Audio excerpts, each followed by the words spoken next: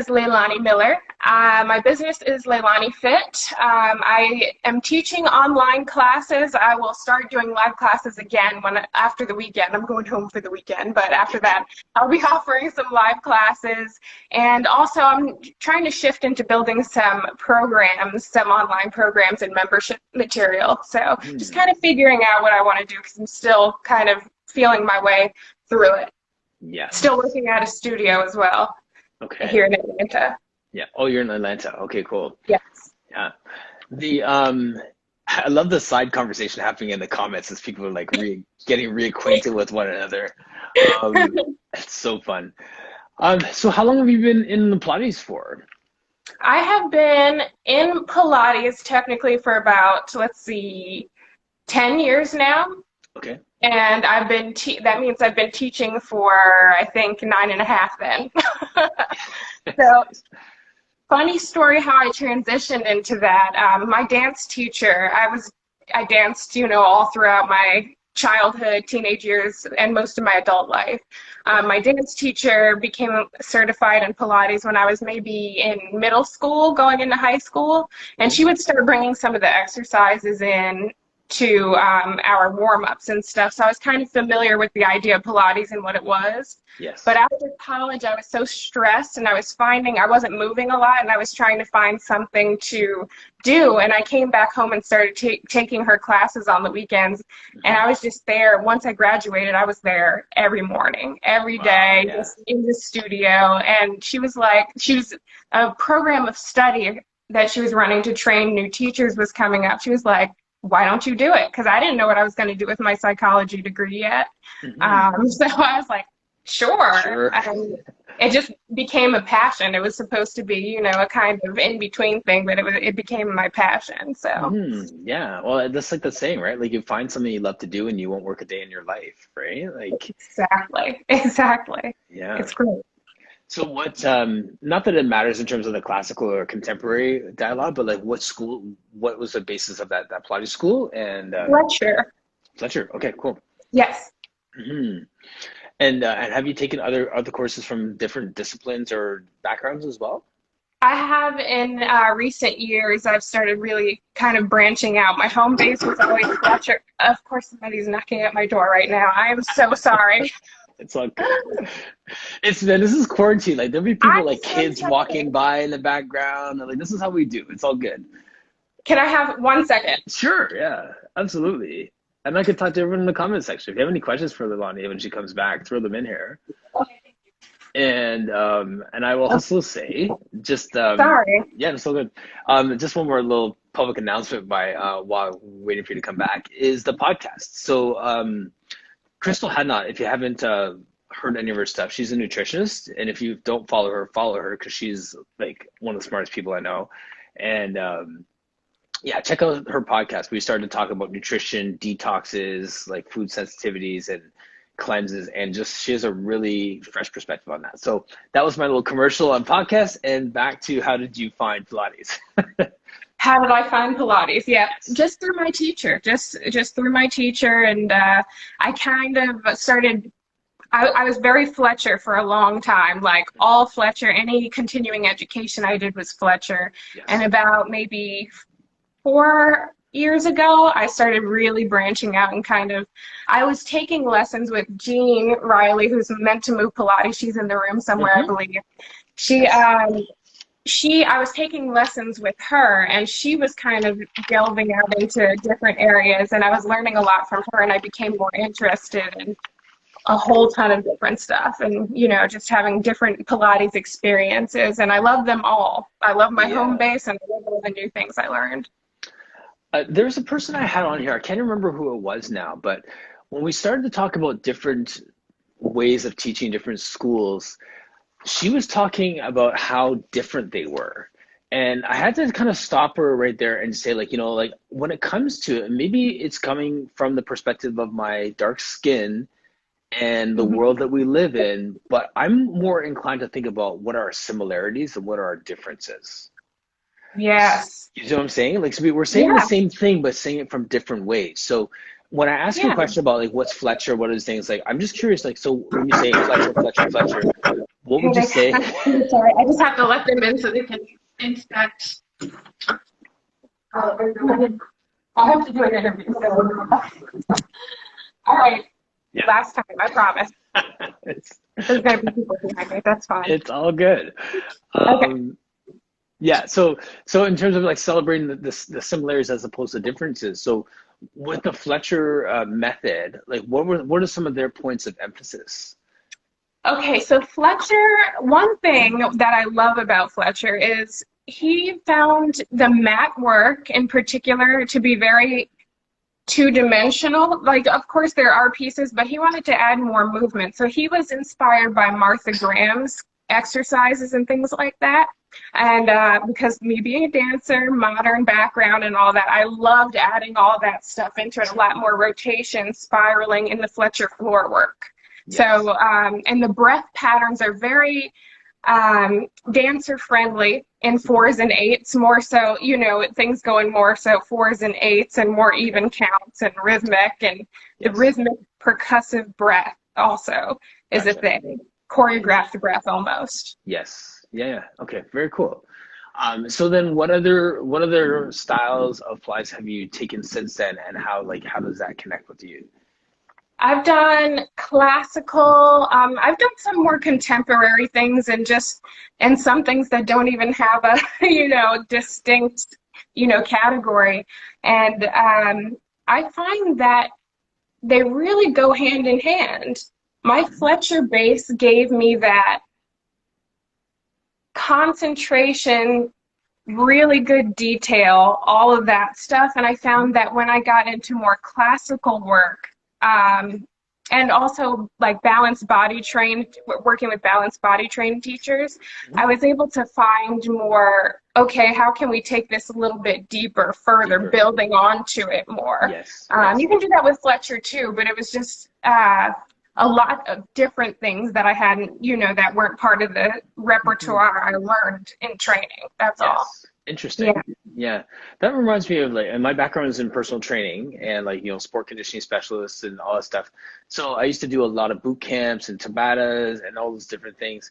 And before I was doing Pilates, when I was teaching those classes, I wasn't the person who tried to like razzle dazzle people with like new exercises every single day and like looking up YouTube exercises and thinking of ways to crush people. Like I would try and have some sense of familiarity within the people. So like we do a lot of exercises, but I keep bringing back other exercises so people can recognize how their bodies progress within that exercise. Yes. You know what I'm saying? So like Yes. when I got into Pilates and then started understanding the classical repertoire, I love the fact that I could give people the same set of exercises and then they can give that feedback to know, okay, last time I did a roll up, it felt like this, and this time when the roll up's coming up, my body feels better. Oh, that feels better today. You know what I mean? So like Yeah. that's just intuitively, like you said, the breath and these things resonated with you.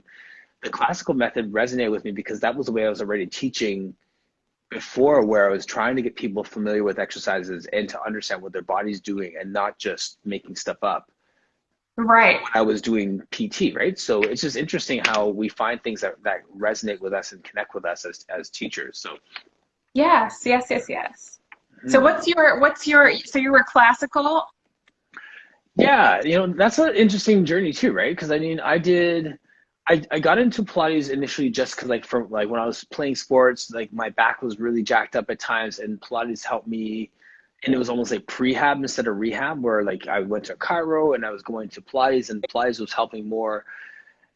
So, but I started with really contemporary, and then I did my Peak Pilates cert when I was working at Lifetime, which is there's a lot of classical components in there. And then after that, a few years later, I did an apprenticeship, which was classical, and that is where, like you said, getting deeper and deeper into the work drew me closer and closer to the authentic work. Yes. Yeah. Cool. Yeah. And do you find that you enjoy doing various kinds of Pilates all the time, or do you like to kind of stick to a certain Well, way? yeah, that's a good question because I think the system is the system. Like the mat work is a system, the reform is a system, and then like like the tower and the ladder rails and stuff, those accessory pieces help you with the system, Right. right? So whatever I'm doing, I'll play with exercises and I'll make stuff up and I'll do some movement prep stuff and I'll figure it out, but I always come back to the mat. Right. And Yeah. the mat is my favorite, and I still think that can be some of the toughest stuff. Like, yeah, like you can do all kinds of work, but if I go back to my Pilates, my personal training days, I was always about like you have to be able to master your body weight. Like women, you should be able to do push-ups. Women, you should be able to do chin-ups. Guys, you should be able to just throw your body weight around. So if you can do the mat work, if you could own the mat work and you can understand how to get deeper within the mat work on your own, the rest of Hmm. the system is going to help you to do that better, right? So, Right. and then and talk about accessibility, like someone said the other day, like everyone has a floor. Like, I mean, That's right. That's right. It's perfect. so yeah, so if you can't do that, then like, I don't care if you have a Cadillac in your house, can you actually do the mat work? Exactly. So anyway, that's my thoughts. And so I love the classical for that, and that's my scan of my body. Like I'll go through the repertoire, just go through those exercises, even if it's just like 13 basic exercises. Like you could sweat on those 13 exercises. Totally. And what's cool is when I started, when our studio closed due to the pandemic, and we started teaching online through Zoom, and my clients who were used to the machines, I gave them mat work, because most of them, they just have their floor, right? So it was interesting to see how their strength really built over the time. They were afraid they were going to lose, Yes. something by not having the machines all the time. But really, when they got on the machines, of course, your body has to adjust back to the springs and all that stuff. But they had improved so much in their awareness and Yes. control and Right. imbalances in their Mhm. body. So it was really cool to see how that worked for them. Right. And as awesome as that is, the thing that I think I'm celebrating most during this time is people taking ownership of their exercises. Yes. I mean, so yeah, I Absolutely. mean, like good for you that you got fitter during this quarantine. I'm really celebrating the fact that you now own this. Like it's not like you're not just checking your body in at the door for me to move it around for you for an hour so you can take it back when you leave. You have to find the time. You have to get the mat. You have to do these things. Like it, Right. they are owning this work now. And because I've said that from time, I'm coming alongside you in your fitness journey. Yes. You know what I'm saying? Like it's not about me doing the work for you. You're doing the work and I'm coming alongside you in this work. So this has been a time where people are now choosing to either make this work their own or sit at home and wait for the quarantine to be over to get back in shape. Yes. And I emphasize a similar sentiment to, I try to express that to my clients when they realize they can do something that they haven't done per se. They'll say, "Thank you so much. How did you do that?" Or "You're magic." I'm like, "No, it's you. It's you. Like, Yes. I'm trained to do this, but you're the one who's showing up and doing the work and being consistent. Like, Mhm. give yourself credit as well. Yes, It's you." exactly. So do you believe that we can actually motivate people? That's a tough question. I think that motivation, in most cases, it's really not going to come from the outside. You can encourage an already motivated person Hmm. to kind of continue, or maybe you can perpetuate their motivation. I don't know, help perpetuate, but I think it has to come from them, really, because, I've had situations in which I wasn't motivated to do something and people would try their best. To get me, outside motivation. I would have some of the best motivators and cheerleaders, and it was just like it just wasn't happening at the moment, whatever it was. Yes. So, and I'm stubborn too. So, and I know plenty of people are like that. So maybe for some people it can, in my experience, and this goes for me trying to motivate other people too. If they're not Yes. ready to do it, if they are not motivated, it's not going to happen, or it's Not not going gonna to be consistent at least. Right. Well, it's funny that you say the word consistency because that's kind of it. Like, if the person is not motivated, I'm like, at least be consistent if you're not motivated. Like, just show up anyways if you're not motivated. Just go through the routine. Like, even in Return to Life, like, like Joseph Pilates was saying, like, like, if you can't sleep, get up and do the exercises. If you want to just do it every day, whatever it is, like, it's do 5 minutes of work every single day. That 5 minutes will turn into 10. That 10 will turn into 20. That 20 will turn into an hour. there's something to be said for pushing people towards consistency that Yes. might fill the gap until they're motivated. Right. Right. I do believe that that's important. Definitely, if they're showing up, you do your best to kind of perpetuate that seed that they are already planting in themselves by showing up, you know, Mhm. as a teacher, as someone who can help to keep them motivated. I think Yes. that's really important there. Yeah. Yeah, and I think, and Chris has a great point here. So it's really discipline, not consistency. That's the key. Discipline yields consistency. Yeah, That's true. that's That's true. true. It does. It Yeah, does. It's steps kind of. I think one it's tough. thing leads to another. They're all part of the equation. Hmm. Discipline does lead to consistency, or sometimes, I don't know. It can be different for different people. For Yeah, me, I feel like consistency helps build my discipline. Like, if that makes sense, I think yeah, yeah. me I follow throwing you. myself on a mat, like it's not me necessarily being disciplined. I'm like, okay, force it, get on the mat. If you don't do anything else, lay on the mat and breathe. And then the Yes, next thing will come. And then it's like I have to and then I'm disciplined, for at yes, least for a period of time, right? yes, yes. Yeah, no, I think and that's it, But I right? think a lot of Sometimes, people go the other way around too. yeah, right, because that consistency can be externally motivated. Like you're paying money to be here every Monday. You're not disciplined, but Yeah, you don't want to waste your money. So I'm going to exactly. show up because I don't want to burn through those dollars, right? So yeah, you're right. Either way, it's not like we're saying someone's wrong in this, but like everyone is different. And in the Yeah, same way we say like you coach to the body in front of you, we almost have to motivate to the body in front of us as well. yeah, And absolutely. it's funny because that reminds me. The other day, I said a story about one of my clients who is like an older guy, and he's pretty hardcore. He used to do judo and all these different things. And his line was what was it? Good, right? No, better but not good. Hmm. So they're saying better but not good. And the reason why that was like something that was really resonated with me is because at the same time they're saying better not good, someone in the chat was saying, well, no, like we need to celebrate the fact that it's good, we need to do this. It's like, well, for him that was his motivator. He's disciplined enough that for him he gets it that to speak to him you can be pretty hardcore, you can be pretty strict with Hmm. it, and then and for him that's it's not going to be demotivating to say that's not good yet. Yeah, and that's an interesting thing because everybody is so different in that.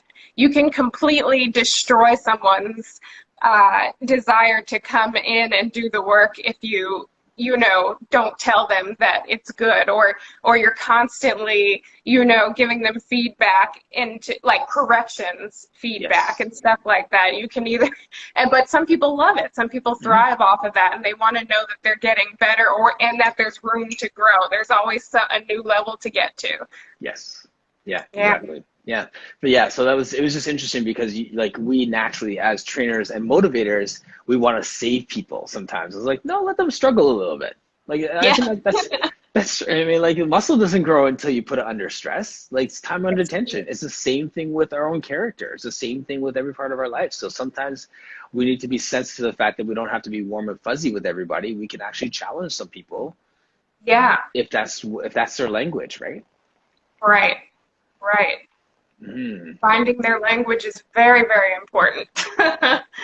That's why I like doing one-on-ones. I like group classes too, but I love the one-on-ones because you really get to get in touch with how a person, and as a psych major, I Yes. love, dealing with people and kind of figuring them out. How do they operate? What's the best approach to take with them? How do they learn best, their learning styles? Mm-hmm. We can't do the hands-on cueing so much in the studios anymore, but Right. Yes. figuring that out, what works best for some people. Right. Exactly. Like, what is your why? Right. Like, Yes. yeah. Yeah. So just reading some of these comments here. Yeah. Our desired motivations and encouragements are subjective. Absolutely subjective. Sent up y'all on fire. Finding their language is Pilates love. Their Pilates love language. Yes. So let's talk about your Exactly. Pilates love language. So are you familiar with that, the love languages book, and Yes. like we talk about it? So yeah. So what are our love languages? So we have words of affirmation, you have physical touch, giving of gifts, um, I'm drawing a blank. We yes, said okay. touch, I words of affirmation, giving gifts, acts of acts service. of service. Does anybody else know? I can't remember. I'm drawing a blank. I know these so well. Yes. Okay, so um, acts of service, giving of Uh-huh. gifts, work quality time. There Yeah, you go. quality time. Quality Yes. time. Yes. Yes, it's so funny, eh? Like, but it's so I love the fact that that book is like it's like a relationship book, but we take it into our business relationships, we take it into our Pilates relationships, words of affirmation. Just man, you guys are all on this, eh? Yes, gift giving. Absolutely. It's Are so there funny. four or five? There's five. What are we missing? We said quality No, time. there. So quality time, acts of service, giving of gifts, physical touch, and words of affirmation. Okay, got it. Yes. Yes. And I read something earlier this year that just so resonated with me. They were saying a lot of times, especially in romantic relationships, that your love language is often something you didn't receive as a child. And I was like, that's so true for me. I don't know if it's true for everybody. And a couple of people I spoke to, they're like, yeah, that's pretty true for me too. I'm like, Yeah, isn't it interesting? it is interesting, right? Like, I mean, like, and my background is psychology too, so we're going there. It's so funny how like that is true. Like, there's the gap, or there's a wound or something in that point that's the thing that you want to be heard in or felt in. And the classic one too is that we love the way we want to be loved, right? So, Yes. and that's that could be, if we won't go back to those motivations and my guy that I'm talking with, if I was to like, for me, I can take a strong motivation, like a pretty strict, like that could be better, try it Mm-hmm. again, and I could do that. But if I did that for my clients, they'd be like, you Yeah. know, so you gotta like have to love them the way that they want to be loved, not the way that I, want to be loved, right? So That's right. That's right. I'm kind of the same. I like that strong feedback. And with the dance background and ballet and stuff, they didn't yes, care. Dance teachers, most dance teachers, I won't make a blanket statement, but they don't care. If it wasn't good, it wasn't good, and they're going to let you know about it real quick. So, yeah, so I come from that, and I actually like that. It never, made me feel torn down, or maybe I just had the right teachers who expressed it the right way. right, But I right. love that. But as a teacher, I went the opposite way for some reason for a long time. Mm, It was very much, me being like shy of not correcting people, but um, letting them know that it wasn't. I always try to rephrase it and put it nicely, yeah, like, yeah, and if I yeah. see them getting frustrated with it, I really back off quick because, Yeah. Yeah, but you're probably thinking about like how many teachers you didn't like, and you don't want to be that person that people don't like as a teacher too, right? yes, yes. Nice. Absolutely. We never want to be that person. No, exactly. Yeah. So we want to get the results of our people, but at the same time, we want them to like us too. Exactly. Hmm, interesting. Yeah. I'm just reading Jessica's comment here. I noticed that I give what I want from relationships, not necessarily what I know the other person needs, which is kind of back. Exactly. It's so Yeah. funny, eh? Like we're all guilty. We have to catch ourselves. I think that's our knee-jerk reaction. Like that is our default Yes. response, right? So we have to be Yeah. mindful of that. Yeah. Once we kind of know these things, it's like we might still go to that knee-jerk reaction, like you said, but just having a little awareness really goes a long way because then you can step back and say if you're coming to butting heads or something, you can say am I, even because the other person may not be great at expressing outwardly what the issue is, you kind of have to step back and say, am I giving this person what they need or what I would need, Yes. Yeah, yeah, yeah, exactly. Yeah, that's the dance. Like, and That you're is like, because we never really nail it. Like I think we have to always be mindful of that, that dance, for lack of better words, and how we flow with people with that, right?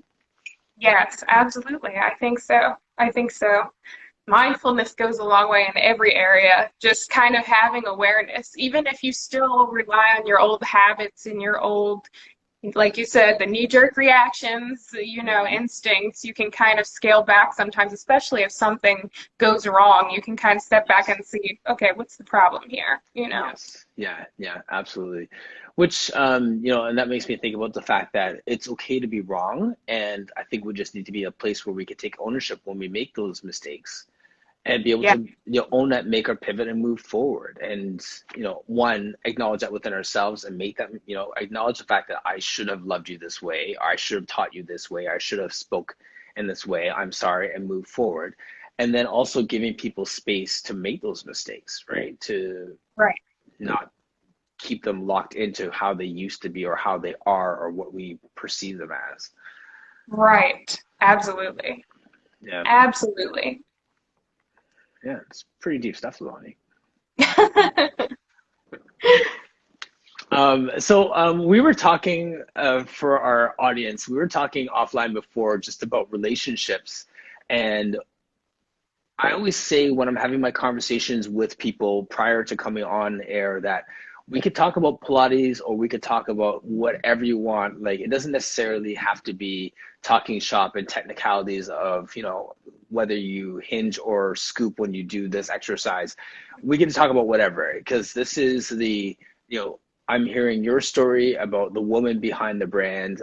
And I think that we we let people into our world and they resonates with us because people may sign up with you because they see that you're in shape or that you know Pilates or you live in my area, whatever it is, but then they stay with you because they actually like you.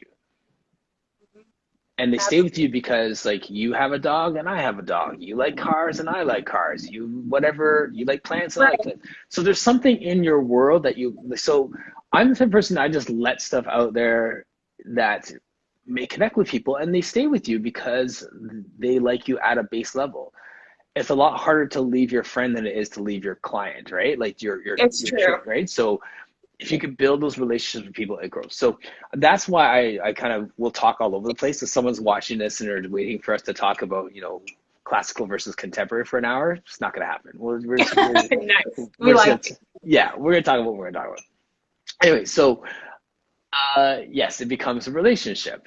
Yes. And the line I always use is that my clients become acquaintances, my acquaintances become friends, my friends become family. Yes. I have the same experience and it's very true. Mhm. I consider most of my clients that I've been working with for a long time family. And I know there have been times in the past when, I've had clients that I wouldn't it never escalated to a certain point, but eventually I feel like your people kind of find you. And I feel like if you don't really click with there's probably one or two that may stay with you even though they're not quite clicking with you personally. Right. But That person that's usually bought it like, eventually happens. yeah, that's the person who buys like 80 sessions and then they feel like they own you and you're counting them down and they keep renewing. Yes. Yes. Yes. I've had that happen before. I've had that Yes. happen before. Yes. Rarely. Rarely. Yeah, but that's true, right? Like we build those relationships with people over time, and yeah, that's good. I'm so grateful for those people in my world that I can do that with. Yeah. So I have a story for you. We're talking about marriage before, and I am remarried, as some of you know, and most of you know. But I was saying how we're talking about love and being interrupted. And you're single, right? Yes. And I was saying before that I loved being single. I liked that, and I was actually pretty bent on not getting married again. And the reason why I ended up getting married again is because my wife was about to be deported. Oh, wow. Yeah, That's an interesting story. yeah, yeah. And there's a lot more to it than that, but the bottom line is that we were together for years, like almost 4 years, and we were content doing like I have my two kids, she has her kids, our kids get along. My guys are 18 and 14, and hers are 16. Yeah, 18 and 14, and hers are 16 and 13. So they're all in that same age bracket, and we all get along, and everyone was good. And I had my house, she had her house, and everything was fine. She's from the state. She's from Utah, and she was Hmm. living here in Canada. And over time, when she was married originally, she never bothered to get her permanent residence because they would move back to the States during the summers and all this stuff. So it came to a point where she had to actually apply, and she went to the border based on what her lawyer was saying that just go there, they'll give you another extension, and then we could figure everything out after. She went to the border for that extension, and they're like, you're too little, too late. You have 30 days to get out of the country. Jeez. Wow. Yeah. So, and we're doing life together, and I was content to do that. Like, I joke about being on this 19-year plan because I had no plans of getting married, and we laughed that off. And we were good. But now 30 days. So, and she was like, don't do this just because of me. And she was really we could figure this out. And she was adamant to not, obviously, like, who wants to do like shotgun wedding, right? Like that doesn't Right. feel authentic. So, so as I was kind of really wrestling with it throughout that, that was like a Sunday that happened, or a Monday, and I was wrestling with it. I came to this place where I was thinking to myself, what would I regret more? Getting married again and then having another failed marriage on my docket, or not trying at all? Yeah. And it would have cut me deeper to not have tried at all than to have the shame of saying I'm divorced twice if that was to happen. So, so I decided to just go for it. I was like, well, let's do this. And I had to, I found out, I called the city, I found out a way that we could accelerate getting the marriage certificate to prove that we're in process.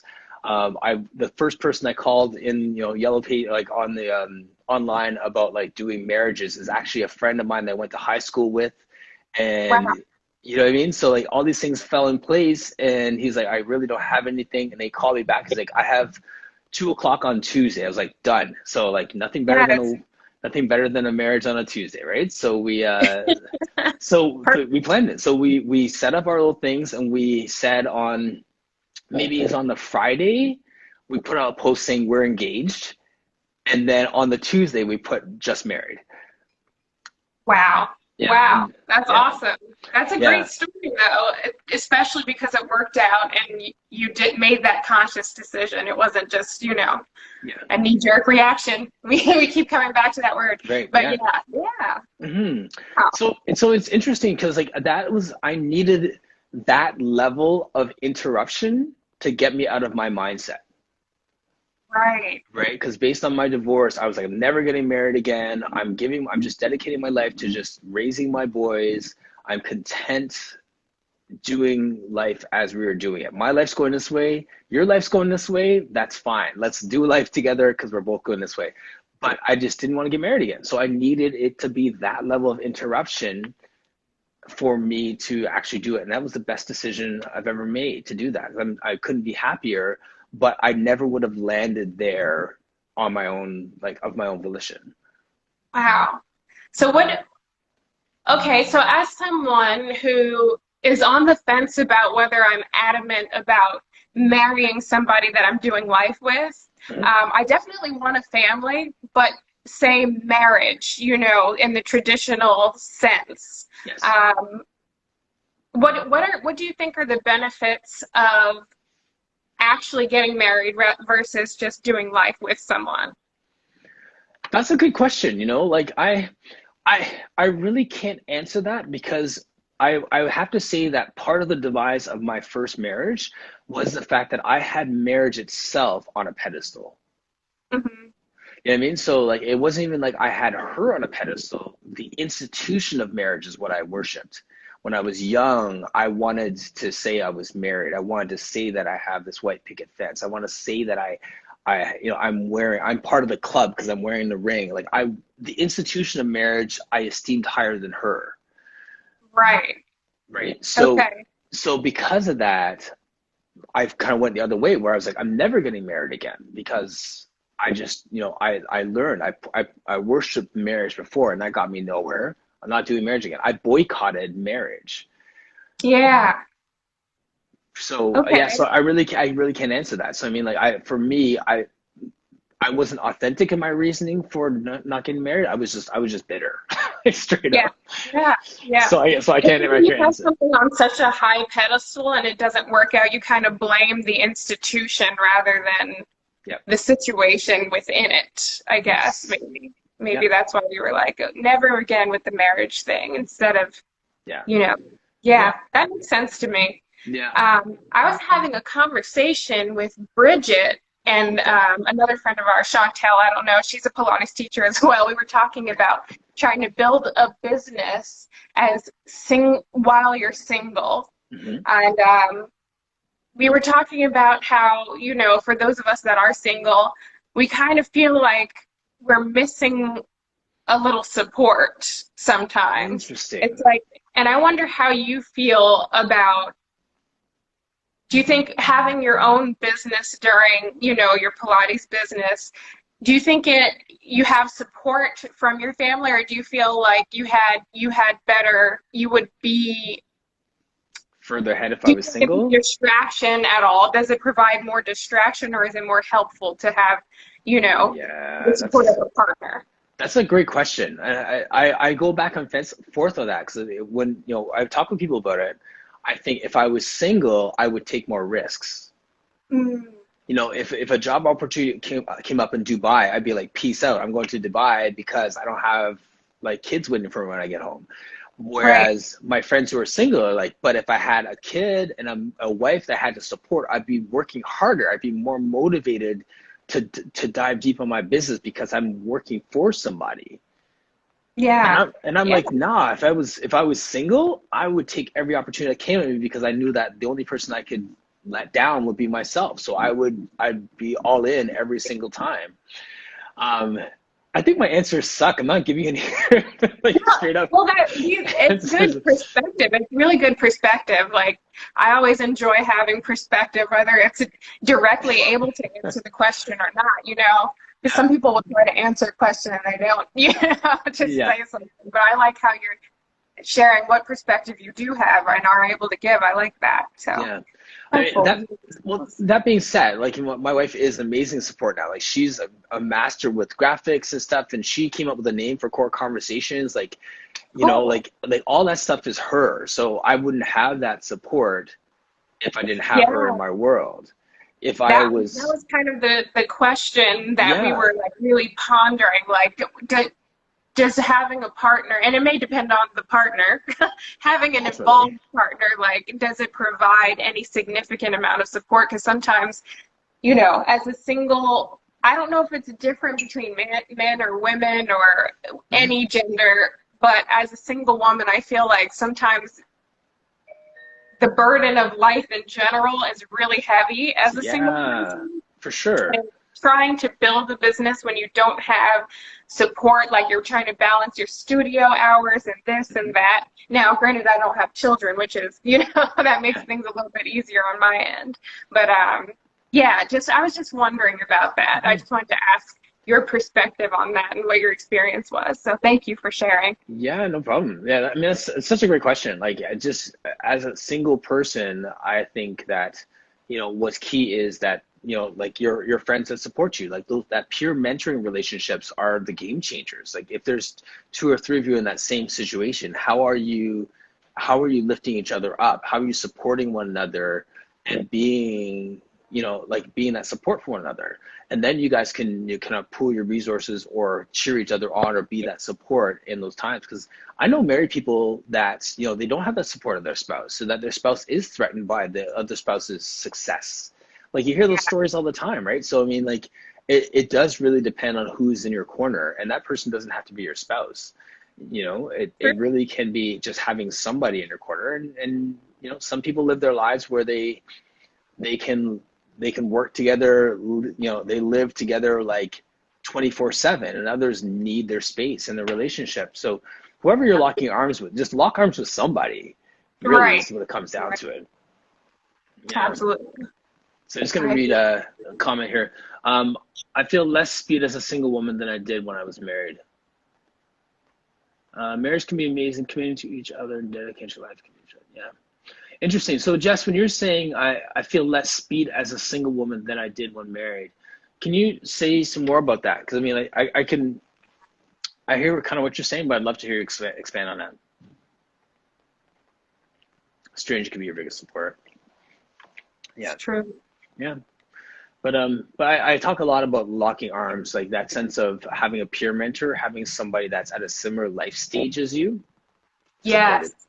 It's a Um, game changer. that is It a game is. changer, and that's what we need. And I think that, the more that we have conversations like this, someone's probably going to see this and be like, I want to talk with her. I love what she does. I'm a dancer too. Let's work together. Let's do a workshop together. Like those kind of things are really the point of having these larger conversations. Like your people are out there. Oh, and you said that earlier too. I didn't want to interrupt you when you were talking earlier about what you were saying. Like we all find there's people that drop off and there's people who stay with us as we're training, and people who find us and they're like, this is my teacher for life sort of thing. Yes. This guy Kai who was on here, conversationalist, me is his handle. He has Mhm. a t-shirt he's sending me that says, "Who is your Joseph?" Oh, interesting. Meaning Joseph Pilates? Pilates, yes, exactly. Who is that person that inspires you? Who's that person that teaches you? Who's that person that you are learning from that's changing the way that you look at movement? Yeah. And I was like, that is brilliant. That is really cool. That is really cool. I think sometimes in the Pilates realm, we're all expected to have Joseph as all of our the only Joseph. You know what I'm saying? Mm-hmm. In that sense of the word, using Yes. the name in that way, the only one. And Mm-hmm. it's you can have your Joseph as well, Yes. Yeah. Yeah. who inspires you. Who inspires you, exactly, and that's it. And if we're all doing that work of inspiring, our people, inspiring the next, I think we're all in a good spot. So Yes. mhm. Yes.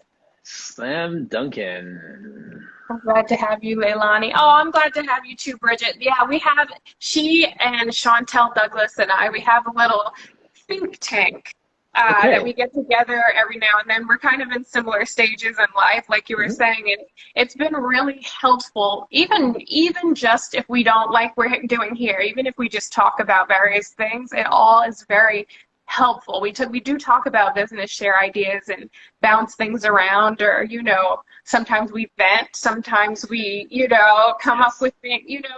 It's very helpful to have that support, and I've been kind of leaning in on those relationships, those Yes. kinds of relationships more since Hmm. I am single, so Hmm. I'm trying to find my how do I still stay engaged with the world around me, especially during Yes. the pandemic, right? Right. Exactly. Yeah. Exactly. I mean, and leaning into that, like I love the word lean in, and I love the notion of being vulnerable. Like the more that we can show that vulnerability, we have great strength when we can say, "This is what I need right now." Oh yeah, and I'm just learning how to do Hmm. that. I'm not good at asking for what I need, knowing that I need help. Let me tell you something. Before we started this think tank, I was working on my website, struggling, because I'm not a tech person at all, struggling for months on something so simple, and I finally just put it out there Okay. that I'm struggling with it, and Bridget was like, do XYZ, and it was like, it was so quick. I was like, why didn't I ask for help earlier? So Right. that was my teaching moment, that my learning moment that, ask for help. Yeah, You'll it's save some amazing time. how yeah, it's amazing how that asking for help thing works. Yes, absolutely. Yes. This has been super fun. Just saying. I just want to throw that out there. Yeah, I'm having fun as well. And just to circle back to that "so am I" piece, we're at 53 minutes, which is like I said, like it goes so fast. It really did. It really did. Um, yeah, yeah, like as you're growing your business, as you're looking at, how do I develop this in the virtual, all these different things, be confident in that. Like just, lock arms with these girls and just keep throwing stuff out there. Like you are doing great work, and you just look at the results from the people that are like in your small circle, and Mm-hmm. just know that there's a bigger circle of people that are waiting for that out there. Yes, yes. That's helpful advice. Very helpful. Yeah, yeah. Yeah, I have to keep reminding myself, like, about that stuff when I have these conversations with people who have these amazing scalable businesses and slick platforms that like, no, like I'm pretty good at this stuff too. Yeah. Yeah. Yeah. It's like sometimes, building a business, especially now when a lot of people are shifting to doing the same type of thing that we're all basically trying to do. It's like you doubt. It's like, okay, well, a lot of people are already doing this. What do I have to add to that? Or, this Yes. person's doing it and they're so awesome. And I'm like, okay, I've been teaching for a little while too. I have my, credentials. I continue my education and all this stuff. So I'm like, I could do something too. Yes. People might be interested in what I have to offer. I have a totally Absolutely. different, point of view. We all do. So, Yes. yeah. The world is waiting for your perspective. Yes.